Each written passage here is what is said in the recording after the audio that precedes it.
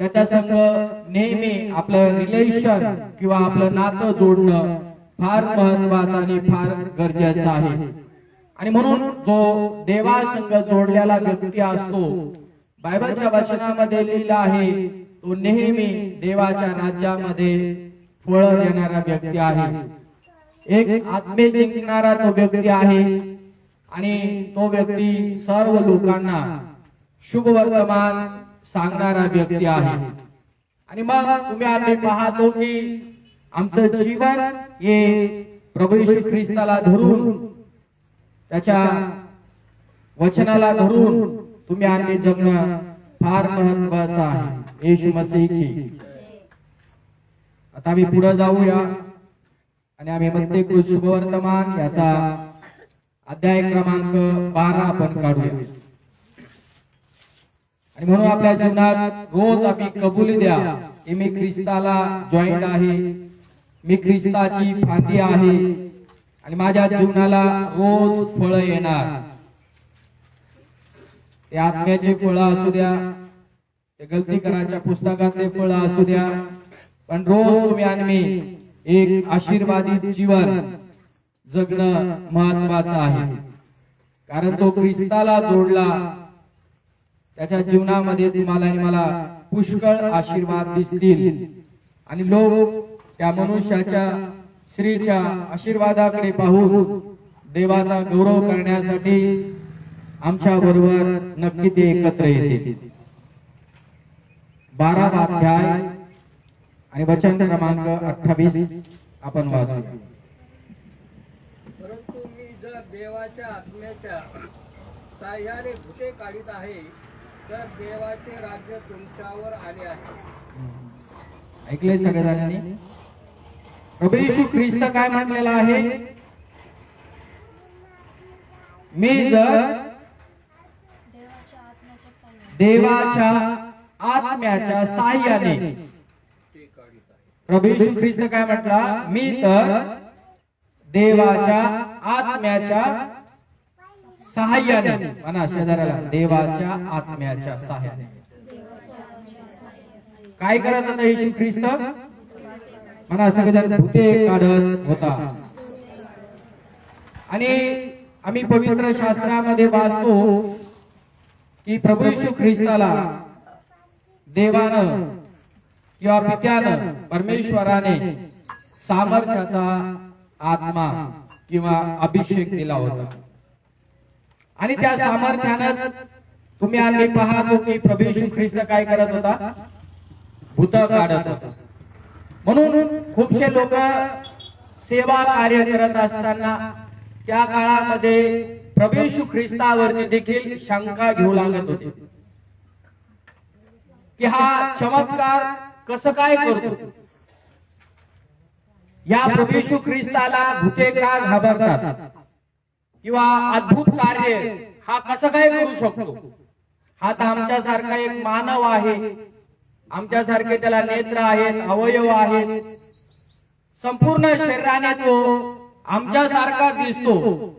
मग या माणसांमध्ये एवढी ताकद कुठून आली? एवढी शक्ती कुठून आली? एवढं सामर्थ्य कुठून आलं? आणि मग देवाच्या वचनामध्ये लिहिलं आहे की त्याने त्या यहुदी लोकांना उत्तर दिलेलं आहे की विश्वासाने आणि पवित्र आत्म्याच्या सामर्थ्याने प्रभू येशू ख्रिस्त भरलेला होता। आमचंही जीवन देवाविना पोकळ आहे। आम्हाला देखील जर या जगामध्ये प्रभू येशूचं काम करणारा व्हायचं असेल, प्रभू येशूची सेवा कार्य करणारा व्हायचं असेल, तर तुम्हाला आणि मला देखील देवाच्या पवित्र वचनावरती विश्वास ठेवणं गरजेचं आहे। म्हणा आमेन। ज्यावेळेस आम्ही प्रभूच्या पवित्र नावावरती विश्वास ठेवतो आणि त्याच्या शब्दाचं पालन करू लागतो आणि मग तुम्ही आम्ही पवित्र स्नान किंवा बप्तिस्मा घेतो, त्यावेळेस बायबलच्या वचनामध्ये लिहिलं आहे की देव त्याची सेवा कार्य करणाऱ्या प्रत्येक व्यक्तीला त्याचं सामर्थ्य देतो. आणि ज्यावेळेस प्रभू तुम्हाला आणि मला त्याचं सामर्थ्य देतो त्यावेळेस तुम्ही आणि ही गोष्ट लक्षात ठेवली पाहिजे की प्रभू येशू ख्रिस्त या जगामध्ये 33.5 वर्ष जीवन जगू लागला. आणि बायबल सांगते त्याच्यावरती पित्याने आपला पराक्लेत अर्थात सत्याचा आत्मा अथवा कैवारी आत्मा पवित्र आत्मा त्याच्यामध्ये त्याने टाकला. आणि बायबलच्या वचनात लिहिलंय की त्याला एक दैवी शक्ती मिळाली, एक दैवी सामर्थ्य त्याला मिळालं. आणि देवाच्या वचनामध्ये लिहिलं आहे की प्रभू येशू ख्रिस्त देवाच्या सामर्थ्याने भरून या जगामध्ये तो 33.5 वर्ष राहिला. पण बायबलच्या वचनात लिहिलं आहे त्यांनी मोठे मोठे चमत्कार या जगामध्ये केलेले आहेत. प्रत्येक माणसाच्या जीवनामध्ये, प्रत्येक गावामध्ये, प्रत्येक खेड्या गावामध्ये देवानं अद्भुत कार्य केलेलं आहे. कारण त्या प्रभू येशू ख्रिस्ताला काय मिळालं होतं? म्हणा, सामर्थ्य मिळालं होतं. आज तुम्ही आणि देखील ही सेवा कार्य करत असताना फर्स्ट गोष्ट आहे की प्रभू येशूवरती विश्वास ठेवणं महत्वाचं आहे. आणि दुसरी गोष्ट तुम्हाला आणि मला देखील जर प्रभू येशू ख्रिस्तासारखे अद्भुत चमत्कार तुमच्या घरामध्ये तुम्हाला करावेसे वाटत असतील, तुमच्या नातेवाईकात तुम्हाला करावेसे वाटत असतील, तुमच्या पाहुण्यात मित्रमंडळी तुम्हाला करावेसे वाटत असतील तर तुम्हाला आणि मला प्रभूच्या सामर्थ्याने भरणं फार महत्वाचं आहे. येशू मसीह की. आणि म्हणून देवाच्या वचनात लिहिलेलं आहे की देवाला तुम्ही आज मागा. काय मागा? की प्रभू तुझ्या सामर्थ्यानं तुम्हाला भर. आमेन. ज्यावेळेस तुम्ही आणि आपलं मुख उघडू शकतो आणि देवाला म्हणू शकतो की प्रभू तू मला तुझ्या सामर्थ्याने भर, तर प्रभू देखील तुमच्या आणि माझ्याद्वारे या जगामध्ये आणि आपल्या सगळ्या जिथं जिथं आपण जात आहोत आपल्या प्रार्थनेच्या द्वारे, आपल्या शब्दांच्या द्वारे प्रभू येशू ख्रिस्त अद्भुत कार्य करेल. आमेन. कारण ज्याच्या जीवनात तो आला, ज्याच्या अंतःकरणात प्रभू येशू ख्रिस्त आला, त्याला एक सर्वश्रेष्ठ दान मिळालं आहे आणि ते व्यक्ती सामर्थ्याने परिपूर्ण झालेले आहे. आमेन. मग आपल्याला प्रभूची सगळ्या जणांना मिळून काय करायचे आहे? म्हणा, सेवा करायची आहे.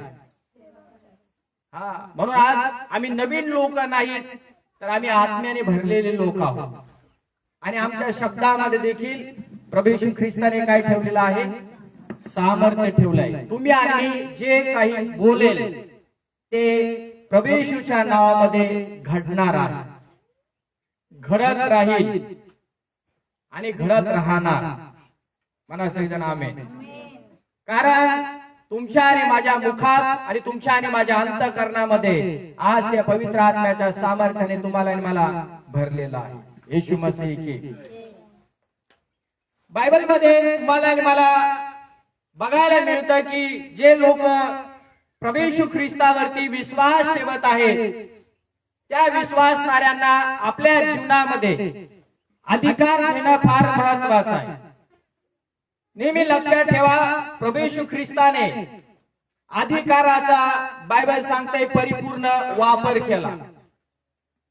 काही लोक फक्त प्रार्थना करतात, पवित्र शास्त्र वाचतात, गाणे पण गातात, परंतु त्यांना अजून दुरात्म्यांवर, अशुद्ध आत्म्यांवर, भूतांवरती, मंत्रतंत्राच्या शक्त्यांवरती किंवा जे काही बाहेरचं चेटूक असेल किंवा जादूटोण्याची शक्ती असेल किंवा अघोरी विद्या असेल, या शक्तीवरती अधिकार अजून घेता येत नाही. प्रत्येक वेळेला त्यांना पास्टरना घरी बोलावं लागतं. आज मंडळीतून हे लोक तयार झाले पाहिजे की आज पास्टरना न बोलावता जे लोक देवाच्या आत्म्याने भरलेले आहेत त्या लोकांनी समोरचा व्यक्ती जो त्रासामध्ये असेल किंवा भूताने झपटलेला व्यक्ती असेल त्या व्यक्तीसाठी त्यांनी प्रार्थना करून त्या पुरुषाला किंवा स्त्रीला त्या बंधनातून मोकळं करणं फार गरजेचं आहे.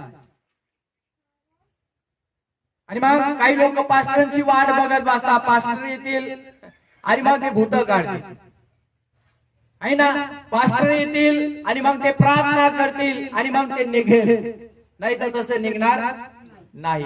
पण बायबलच्या वचनात लिहिलं आहे सर्व विश्वासणाऱ्यांना मिळालेला अधिकार प्रभू येशूच्या नावात, त्या अधिकाराचा तुम्ही आणि वापर करणं महत्वाचं आहे. आणि तो अधिकार तुम्हाला मला कोणी दिलं हे तुम्हाला मला समजणं गरजेचं आहे. त्यासाठी तुम्हाला मला बायबल वाचणं गरजेचं आहे. आणि देव तुम्हाला मला सेवकाच्या द्वारे काय शिकवत आहे वचनातून ते समजून घेणं फार महत्वाचं आहे. हे जर तुम्हाला एकदा समजलं तर तुम्हाला आणि मला या जगामध्ये प्रभू येशूची सेवा कार्य करणं फार सोपं जाणार आहे. आमेन.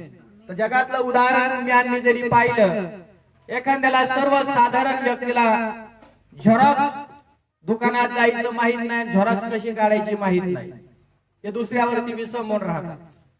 पण त्या व्यक्तीने जर प्रयत्न केला झेरॉक्स दुकानात जायचा आणि त्याला झेरॉक्स काढायचा असेल एखादा, आणि तो व्यक्ती म्हणतो नाही मला माहित नाही, मला माहित नाही, मला माहित नाही, मला जमणार नाही, मला करता येणार नाही, नाहीये माझ्याकडून होणारच नाही, तर आयुष्यभर तसंच राहणार. पण तो व्यक्ती म्हटला ना मी जातो आणि प्रयत्न करतो, मी शोधतो कुठे झेरॉक्सचं दुकान आहे, तर मी तुम्हाला सांगेल त्या व्यक्तीला ते काम करण्यासाठी एकदम सोपं पडेल. छोटस उदाहरण. आणि तो व्यक्ती जर तो प्रयत्न करत असेल तर तो व्यक्ती काय होईल, ते झेरॉक्स काढेल, ते डॉक्युमेंट काढेल, ते कागदपत्र काढेल आणि तो म्हणणार मला आलं राहतो, मला तर फार अवघड वाटत होतं, परंतु ते काय झालं मला जमलं बरोबर. मग त्या पुढच्या वेळेस त्या व्यक्तीला तुम्हाला मला काही काम जरी सांगितलं ना तो आनंदाने करेल, तो म्हणतो मला करता येतं, मला ते जमतं. येशू मसीह की. म्हणून बायबलच्या वचनामध्ये लिहिलं आहे येशू ख्रिस्त काय म्हटला, पुन्हा एकदा वाचूया. परंतु मी जर देवाच्या आत्म्याच्या साह्याने भूते काढीत आहे, हा. तर देवाचे राज्य तुमच्यावर आले आहे. तर देवाचे राज्य आज माझ्यामध्ये देवाचं राज्य आहे. मला समजा आज माझ्यामध्ये प्रभू येशूचं राज्य आहे, परमेश्वराचं राज्य आहे. कुठं आहे? अंतःकरणामध्ये. कुठं आहे? कारण आता मी पण देवाचं काम करणारा एक व्यक्ती आहे. कारण तो जर माझ्यामधून आलो, माझ्यामध्ये आलेला आहे, तर माझ्याकडून तो अपेक्षा करतो देव की तू पण माझ्या सामर्थ्याने अद्भुत कार्य करशील, अलौकिक चमत्कार करशील. आमेन. आणि तुम्ही आता ह्या गोष्टीसाठी तयार झालं पाहिजे की प्रभू मी प्रार्थना करील आणि समोरच्या व्यक्तीला आरोग्य मिळेल, मी बोलेल प्रभू तुझ्या नावामध्ये आणि समोरचा व्यक्ती निरोगी होईल. तुम्ही जे बोलाल प्रभू येशूच्या नावामध्ये ते घडलं पाहिजे, म्हणून तुम्ही प्रार्थना केली पाहिजे. येशू मसीह की. पुढे जाऊ. यवनाचं शुभवर्तमान याचा 6वा अध्याय आणि 38 वचन. म्हणून असं समजू नका की मला देवाचं सामर्थ्य अजून मिळालं नाही, देवाची शक्ती अजून माझ्यामध्ये नाही, देवाचं पॉवर अजून माझ्यामध्ये नाहीये आणि मला काही ते जमणार नाही. तुम्हाला ते 100% येशूच्या नावात जमेल. तुम्ही करायला पुढे निघा. देव तुमच्या बरोबर आहे. इमॅन्युएल काय आहे? हमेशा साथ रहता है.